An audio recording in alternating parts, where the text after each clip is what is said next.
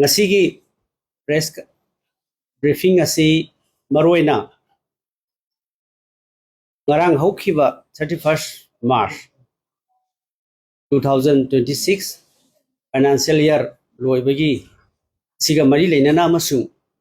15 Finance Commission Award thadok hogdaba lab satkiba siga mari leinana press conference tawjabani masiga mari leinana Manipur gi ngarang haukiba 31st March 2026 da thadok kadaba an tongan ba department singki thabak paikhat development gi paikhat pagi amasung tongan ba scheme sing leiba akhoi mayam singsi fan singsi thadok khidaba se masigi aina nungaitaba amasung masigi karigi marangi thadok tri no haibasiga mari leinana aina tawjabani loinana masi 31st March sida tongan ba department singsi development project sing paikhatliba mayam loinana scheme mayam ama development program nataba scheme mayam ama tongan ba beneficiary singda kap kadaba thadok kadaba mayam singsi thadok hodribasi kari asoiba amasung sarkar gi kari asoiba leibidagi thadok hodribano haibasi aina ahanbada sarkar da hangba pami loinana masi thadok tabasina Manipur gi development program paikhat pasi thengda hali tongan ba scheme jingi phangadaba mayam singsidagi matam chana phangoidabagi madugi awaba mayam singdugi nungnangba fawi maramdi budget 2025-26 ta allocate tawkiba madugi makhada madugi manungda chanba amadi ministry dagi government of India dagi thaduriba fan mayam singadu masi matam chana paikhatpa ngam khidribasi karigino amasung masigi thado hogdriba masigi fan mayam sing thado hogdribasina maram oirakanda development program singsi hujik lepkhrani delete tawrani praja singsi mangjabani adagi scheme jing leiriba mayam singsi tongan ba beneficiary mayam singsi da fangdre hujik like Mahatma Gandhi National Rural Guarantee Act sigi financial year sibaki di MG Narega gida laikre aduna masigi mamagi pakhat khiba singse mamang da sukui na thadok treba adu financial year si su mu thadok treba den adu tari praja singsi hojik leiriba irang na sohalaba iram khudi makta soaba Manipur gi praja singsi gi senmit loan singse masi soktuna leiring ai sida government dagi paikaliba thabak thoram scheme yam ji paisa se amuk thadok tragadi Manipur gi praja singsi kaya yamna waga dagi haibasi halubada yamna nunangba fawi loinana budget allocation da pikiba development program singki sigi paisa si thadok te basina maram morakanda hojikti adugi mati state sida leiriba mayam singsi gi awaba leiri budget ta su yawraba ministry dagi paisa already sanction tawraba haukiba financial year sida 25-26 da paikadaba mayam sing rimata masida sida apik amount khar khak thadok natana thadok tabasina contractor sing development tawda thengda halani adagi akhoi gi amuk budget allocation di yawraga amuk mathangi budget la abanina madugi revalidate tawwa le adagi nauna mu approve tawbagi matam mayam ama amuk changani aduna di kramaina makha development program sing pakhatu no haiba question du la e adagi project mayam paikhaliba mayam singsi masi thengda batan natana ngasai leiriba scheme mayam singsi sida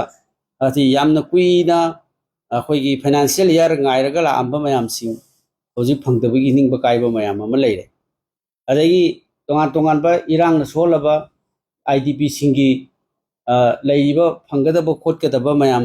adagi adugi paikhaliba scheme mayam sing madugi paikhaliba development program mayam sing du asigi thadokri basina maram kan he na wa ba ma mayong naragani beneficiary singda like akhoi gi pensioner sing adagi makhoi gi paisa pibadu thengdarani anasu tha kaya pidadana leiba pensioner sing government dagi retire to pensioner sing government service dagi then tongan ba central gi scheme gi ahoi gi old age gi widows gi tongan ba scheme mayam sing sigi pi gi da ba mayam sing su thengdarani financial year mamang da thado hodrabni na then chhatra sing gi scholarship mayam angada ba khokada ba mayam sing do hana dagi pending da leiraga leiribudo masi thengdarani then tongan ba subsidies mayam ama scheme gi individual direct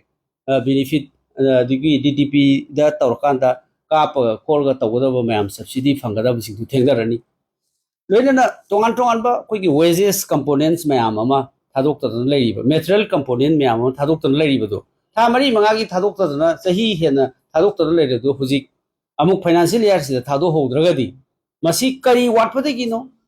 sarkar na funds misappropriate tawbagira dagi department sing na masi matam chana thabak sudabagira haibo question si mayam ama thoklayaba masina masigi question si tholokpaga loirana para sing de awa base aduki matik polum si hengat leb adro masi hojiki 2025 ta phangada ba madugi budget allocation ya wo ministry de ki phangada ba mayam sing do amuk phanghanna ba amu hona ba matam amuk sangani unnecessarily waste of time then madagi government ki department mayam sing siduna amuk reprocess ta wo matam da madudai da unnecessary expenditure mayam am changani adagi matam mayam am changani expenditure su changani loina manirega gi si thadok ta koi na leire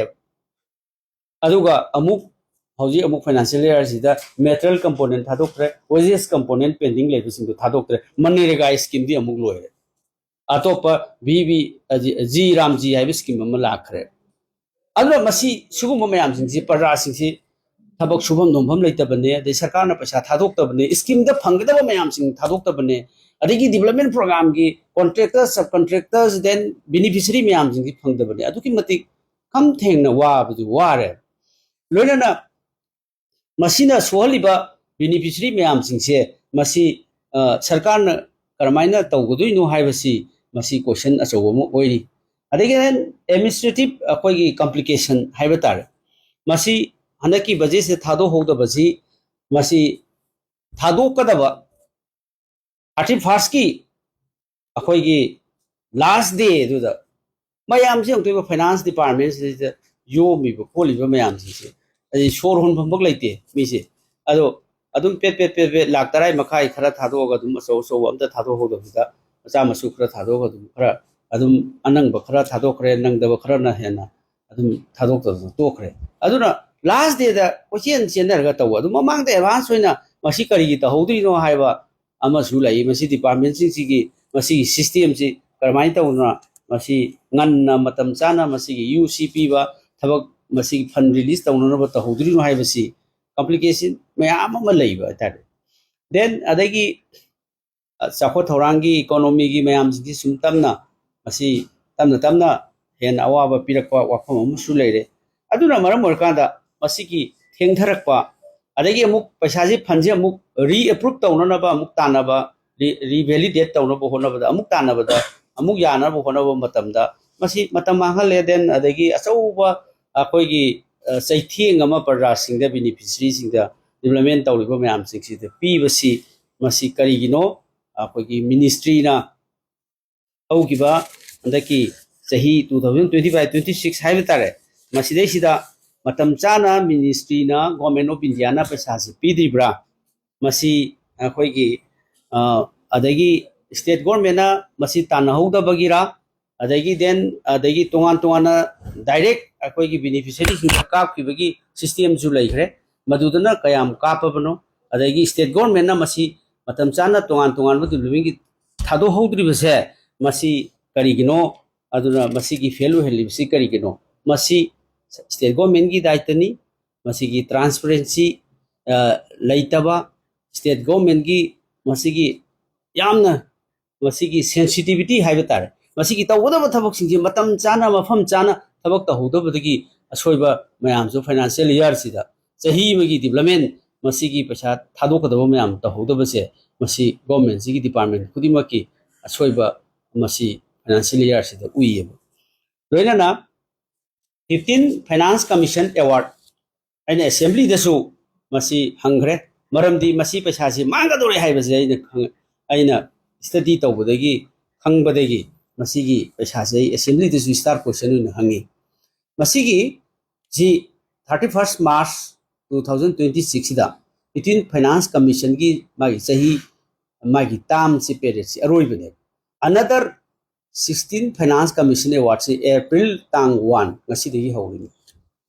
अदुनदी मसीगी total Manipur की ओइना between finance commission की सी लिसिंग अमगा 43 crores 1043 crores से मसी autonomous district council की ने then अदगी urban local bodies municipal council Imphal urban अति सिगी अदगी तोंगान बा नागर पंचायत लेरिबा मयाम सिंगी ने then ग्राम पंचायत सिंग PRI सिंगी पुल कांदा 1043 crore ने अदो होजिक अखोय द पेंडिंग लेहौरी 600 plus crore ने अन मसी अइना चौरापा मध्यदी हाइबदी 629 crore ni but exactly हाइबदुम दियै दो कन तौदरे but 600 crore सिमदी definitely 600 crore सिमदी हेना मसीगी पैसा से लाभ सेट खरे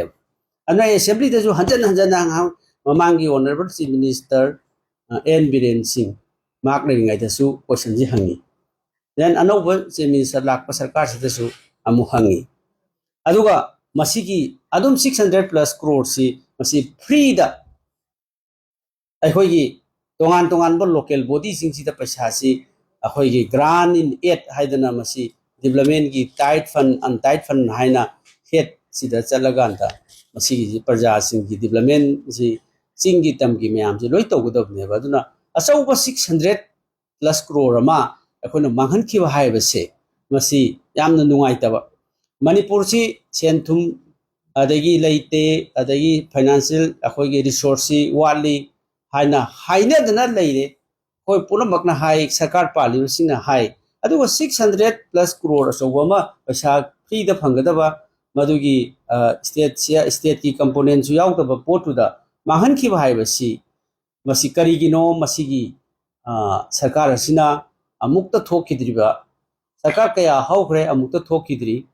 अंदकी डबल इंजिन की लेगा कसी की मखादा 600 crore लेमना फंगदब स्टेट की मणिपुर गवर्नमेंट ना लेमना फंगगा प्रजा म्याम द बेनिफिशियरी म्याम द पीगदबा डेवलपमेंट प्रोग्राम तगदबो मांगहलिबा सिबो चौबो सेनफम सि मांगहनबा सिबो हौनबरा हाइबा अदुना मसी दमक्ता इखोइना नुंगाइतबा अमसु मसी दगी दी 16 फाइनेंस कमीशन की लाखरगनी 600 crore दो कोइ लेमना मांगरे लाभ सटखरे अदुगी मसी की नुंगाइतबा मने अदुना मसी government सिगी responsibility adagi masi laitabagini amasung masigi accountability si fazana aikoi ubangamde amasung transparency si fazana laitabadagi masi sarkar singi phangpham thokpa hak mayam sing financial ki hak mayam sing du su phangdre aduna di aikoi development naha singi thabo phangdabagi samesa irang gi violence ki awaba leiringai maraksida अखोई की fun नमा Lemna फंगदबा fun नमा मांगन खिबसे मसी प्रजाना करी हाइगदेगे अदगी अखोई की लेगा कसिना मसी की करी करी दायित्व लौबिरिगे हाइबसे सरकार सिदा हंगो पामी अदुना मसी की अल्टरनेटिव सि करी ओइदोरिनो अदना हाइबसिमसु सरकार दा हंगो पामी मरमदुना मसी की फाइनेंशियल ईयर 31 मार्च 2026 अमसु फाइनेंस कमीशन अवार्ड मसी की लोइसलकपा लाभ चतपसिगी सिनी मरोइना इना सरकार दा हंगनिबसे Thank you. Basically, Minister, only Minister, administration of I go back. I am not a home. I give this me. I'm a is for no one again. I know it's a car. Answers to the bar. They should have very Yam so big question si masigi Hoi, सरकार अमा Laiba हाइबसी including the chief minister mi akoi gi MLA minister taraga mathoi amaga adagi punna train thuisina laiba nga khadab adu hojik tha February tang ꯀꯩꯅꯣꯗ ꯑꯩꯈꯣꯏꯒꯤ 4ꯗ ꯑꯩꯈꯣꯏ ꯋꯥꯁꯛꯈ꯭ꯔꯒ ꯍꯧꯖꯤꯛꯀꯤ ꯊꯥ 3 ꯐꯥꯖꯤꯜꯂꯛꯀꯗꯧꯔꯒ ꯃꯁꯤꯒꯤ expansion ꯇꯧꯕ ꯉꯝꯗꯕꯁꯤ ꯃꯁꯤ ꯁꯔꯀꯥꯔꯁꯤꯒꯤ ꯑꯁꯣꯏꯕ ꯈꯔꯗꯤ ꯂꯩꯔꯦ ꯃꯔꯝ ꯑꯗꯨꯅ ꯃꯁꯤ ꯃꯤ 3-4ꯅ ꯁꯔꯀꯥꯔ ꯆꯂꯥꯏꯕꯗꯤ ꯃꯔꯝ ꯆꯥꯗꯦ ꯃꯁꯤ ꯗꯦꯃꯣꯀ꯭ꯔꯦꯇꯤꯀꯦꯂꯤꯁꯨ ꯌꯥꯗꯦ ꯗꯦꯃꯣꯀ꯭ꯔꯦꯇꯤक ꯑꯣꯏꯗꯦ then adagi ꯂꯩꯔꯤꯕ ꯗꯤꯄꯥꯔꯠꯃꯦꯟ ꯃꯌꯥꯝꯁꯤꯡꯁꯤ ꯃꯁꯤ ꯐꯖꯅ ꯀꯂꯦꯛꯇꯤቭ ꯋꯥꯔꯛ ꯑꯃ ꯁꯔꯀꯥꯔꯁꯤꯅ ꯄ꯭ꯔꯖꯥꯗ ꯗꯤꯂꯤꯚꯔ ꯇꯧꯅꯅꯕ ꯄ꯭ꯔꯖꯥꯒꯤ ꯊꯕꯛ ꯇꯧꯅꯅꯕ ꯂꯥꯏꯕ ꯁ꯭ꯀꯤꯝ ꯃꯁꯤꯃꯛ ꯐꯥꯏꯅꯥꯟꯁꯤꯌꯦꯜ ꯌꯥꯔꯗ ꯃꯁꯤ ꯐꯟ ꯊꯥꯗꯣꯛꯄ ꯉꯝꯗ꯭ꯔꯤꯕ ꯗꯤꯄꯥꯔꯠꯃꯦꯟ ꯃꯌꯥꯝꯁꯤꯡꯁꯤꯒꯤ ꯐꯟ ꯊꯥꯗꯣꯛꯄ ꯉꯝꯗ꯭ꯔꯤꯕꯁꯦ ꯃꯤꯅꯤꯁꯇ꯭ꯔꯤ ꯃꯟꯇ꯭ꯔꯤꯁꯤꯡ ꯂꯩꯇꯕꯩꯁꯨ ꯑꯣꯏꯕ ꯐꯦꯛꯇꯔ ꯑꯃꯅꯦꯕ ꯑꯗꯨꯅ ꯃꯔꯝ ꯑꯣꯏꯔꯀꯥꯟꯗ सरकार एक्सपांशन तब ngam हाइबसी मसी डेमोक्रेटिक ओइदे अदगी पार्लियामेंट्री फॉर्म ऑफ गवर्नमेंट सिदा मसी अखोगी प्रजा सिंगी मिहुट सिंगसे मसी अखोगी सेंट्रल गवर्नमेंट ना मसी साउथहोंदबसी अखोगी अंडरस्टिमेट तब मखलमनी मरम अदुना प्रजा सिंगी डेवलपमेंट की तमक चाखो थोरांग अदगी लैरिबा फंड बजेट पास तौब मैम प्रजाद यौहनब प्रजा की डेवलपमेंट तौरब